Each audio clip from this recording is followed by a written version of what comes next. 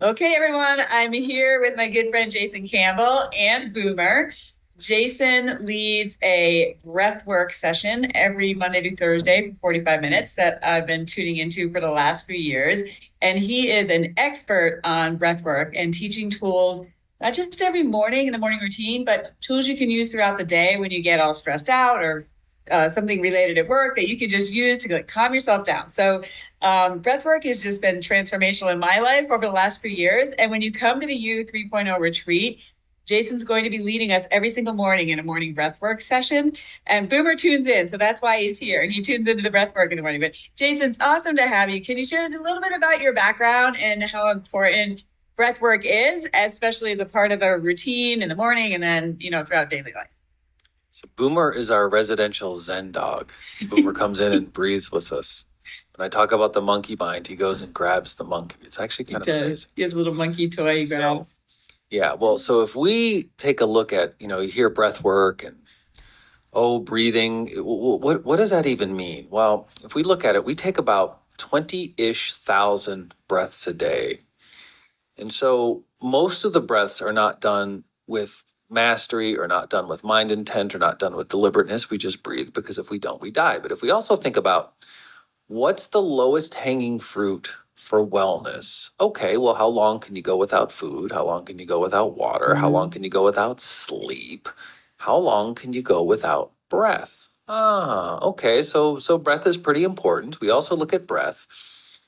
We breathe in, or through the breath, we take in more energy than any other activity. When we exhale 70-ish% of our cellular waste leaves through our breath. And also when we lose weight, there's we lose fat. Yeah, where does the fat go? Well, actually it goes out your breath when we have that transformation. So it's really the lowest hanging fruit. I mean, there's for wellness, because it's something that you do all the time. Yeah. But if you do it with more intent, with a little bit more mastery, with some more deliberateness, it's like the benefits are actually exponential. And especially if you do it while you're doing other things, because you're breathing anyways, even going on a walk and adding there's different types of breathing. There's a whole bunch of different types, and depending on how nuanced we get with it. But if you oversimplify the breathing, you can breathe to purge stress, release toxins.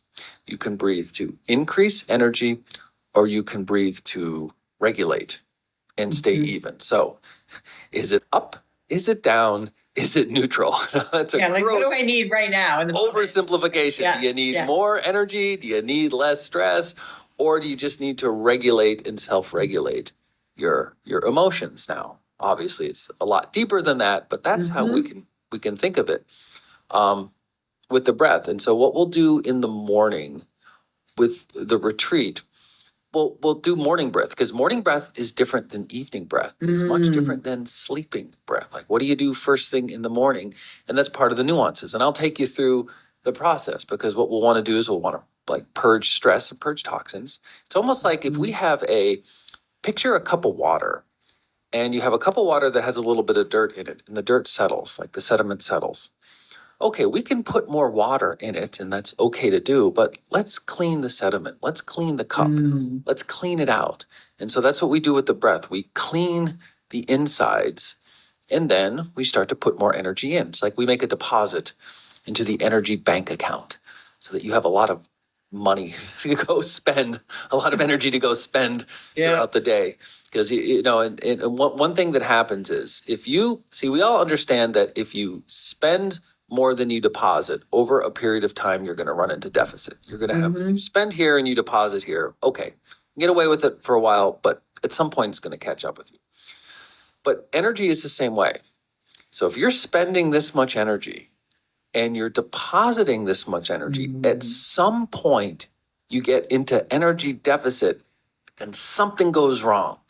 Problem happens. And at some point your body's going to say, no, we're not doing this anymore. And it's going to say, hey, pay attention to me, pay attention to me. And it's going to shut you down on some level. Yeah. So what I find it's very difficult to say to anybody, say, hey, spend less. Don't do as much stuff. Take it easy. Nobody does. Oh, yeah, sure. Nobody does it. So yeah, as opposed to time saying you deposit more. yes, exactly. As opposed to saying you're overspending, let's just say you're under depositing. So let's just make a bigger deposit. Let's deposit here. And the lowest hanging fruit, there's many ways of doing it. And I wish breath was the only thing. It's not. That's not the truth. But it's the lowest hanging fruit to get your deposit here, you spend here, and you can still do all your stuff and you won't be in deficit. No, Jason, that's great. I mean, I've just been doing breath work for the past few years. I started with Wim Hof breathing and then tuned into all the different things that you've taught so I can master my own breath. I mean, I used to teach, I talk a lot on courage and fear, and the difference between exhilaration and fear often is the breath. You're usually holding your breath when you're afraid. And if you are able to kind of master your breath, control your breath, then you can actually turn that into jet fuel for you to do the very thing that you need the courage to do. So I kind of intuitively knew these things and I was doing them. I had to do them to fly in combat, obviously, but now I'm getting greater skills because of, your teaching and your mastery. So like, it's so important for people to just even be aware. Like there's times where I'm tired and I'm like, all right, I'm either going to get a cup of coffee or wait, why don't I just like use the breath? Like I can use the breath to get the energy that I need to, kind of get through the mid-afternoon slump or something like that. So just think of it as if you master making deposits, now you have a bank account, you can just make deposits in when you need them. Yeah. And you do it through the breath. That's just one way of doing it where you put energy in. Now you said something interesting about, fear transforming into courage. I'll make another analogy. We say, what's the difference between determination and stubbornness? So we say it's like, okay, so if I ask anyone, okay, do you have determination? Well, most people have some type of determination. But if I ask somebody close to them, can so-and-so be stubborn once in a while? Usually the answer is two sides of the same. Yeah. Well, because we say, what's the difference? Well, first, let's say, what do they have in common? Usually it's an abundance of will. Mm-hmm. So you have willpower. When you're determined, you own your will. When you're stubborn, your will owns you. Oh, that's good. So it's just ownership. Yeah. So it's like when you have a kid, like if you have a stubborn kid who's all like headstrong and everything, well, it might be a pain in the butt, but it's actually kind of awesome. I'd rather have that. Much rather have that and just redirect it. Kind of will and drive. Yeah, you want someone with will, even if it drives you nuts. Yeah. But it's at least the energy is there. And specifically, actually, we hold willpower in our kidneys, as funny as that sounds. It's like the batteries, the two Duracell batteries we have right in the back. Cool. Well, for those who are listening, if you're interested in, you're like, want to come to the U 3.0 Adventure Retreat, obviously click below. It's free to join. But part of what you will experience is each of the 3 mornings, Jason will lead us through a breathwork session. So you'll experience in the moment, wow, I really do feel like I just purged some stress. I do feel like I've gained some energy. I now have tools to regulate. And then throughout the day, during the retreat and in life, you now have some more tools in your toolkit, right? So, okay, I need to regulate, like, my boss is coming in and I'm about to get, stressed out. Okay, well, maybe I'll just do a little box breathing, or maybe I'll, do some of the other techniques where I'm doing, a deep breath in through my nose, and then I'm doing a longer breath out from my mouth, and nobody notices around me that I'm doing it. You can do it all under the radar. You don't have to, take a time out and go, get into the sauna somewhere in order to manage yourself. Like you can, in the moment, in the car, in traffic, in a tough conversation with your spouse, whatever it is you're dealing with, like use these tools on it. Jason, can you just elaborate a little bit more on that? Well, that's a really good point, because it's not like you're standing up and doing jumping jacks. Yeah. Like you're breathing anyways. Yes. Exactly. And so you control and master the breath. Because when we talk about emotional mastery, like what does that mean? Well, here's what it's not. It's not never having negative feelings. Mm-hmm. Actually, it's just the opposite. In order to have what we call a positive feeling, well, there has to be a negative feeling, because if you're always happy, you're never happy. So you need a little bit of darkness. And there's a few things. I mean, one part of emotional mastery is the ability to sit with uncomfortable feelings. Mm-hmm. And just sit and think about all the problems and all the trouble people get into without having that ability to sit with an uncomfortable feeling. Suppress them, push them down, feelings that are buried or buried alive is the quote I read in a book once. Yeah. That's well said. And then so you make bad decisions. So sitting with uncomfortable feelings, but then also realizing that it's like you are not your thoughts, you are not your emotion. Emotion is flow through. Yeah. So something I was taught as a child. This is not my shirt. It's the shirt I wear. The moment I say it's my shirt, I don't mean from a legal viewpoint. Sure, it's mine from a legal viewpoint, but from spiritual viewpoint, at some point, me and this shirt part ways. we're gonna go poof. Yeah. So as opposed to I am angry, well, that's actually not true. You're not angry. You're feel angry. This is part of what I'm going to be teaching in the retreat. Yeah, this is great. You might have anger type energy running through you. Yes. Yes, that's true because you could feel it.